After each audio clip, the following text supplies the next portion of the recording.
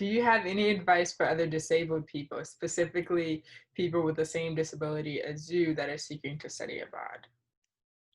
I mean, as far as advice for preparing to study abroad, I'm not really able to speak to that because it wasn't something that I had to take into account when I was preparing to study abroad. But I guess my general advice, like once, right, like once I was diagnosed and I was still like, okay, well, this is happening. Like I have paid for everything. I'm not about to just lose out on all this money.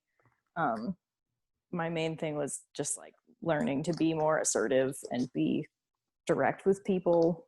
Um, right, like the way that I eventually got to my doctor now, who's very good and always like helping me get everything that I need.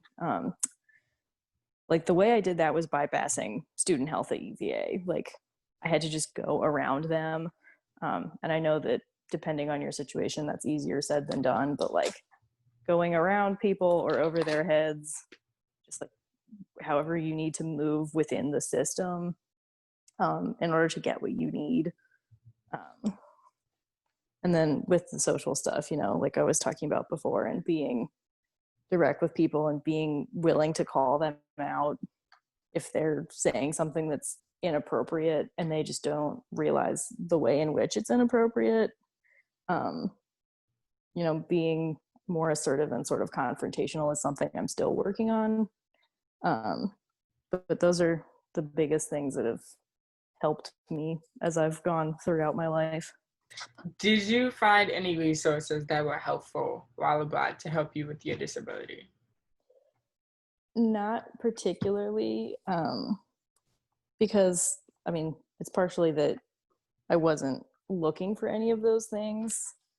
And also, I was generally doing pretty well once I was there. Like I said, I was taking 13 pills a day, so I was like very loaded up on medication. Like I would say I was in remission, so part of it was that I wasn't seeking those things out because I didn't feel like I needed them at that time. Um, and I mean, the other part of my inability to give advice is that I did have an opportunity to go back to France for a year. And because I would have had such a difficult time getting my medication once I was there, I did have to turn it down. It was an opportunity to go over there and teach English on a work visa. And um, I would have had to travel back and forth to Germany to pick up my medication from a US Army hospital. And that didn't feel like it would be worth it to me as far as like time and money and traveling there.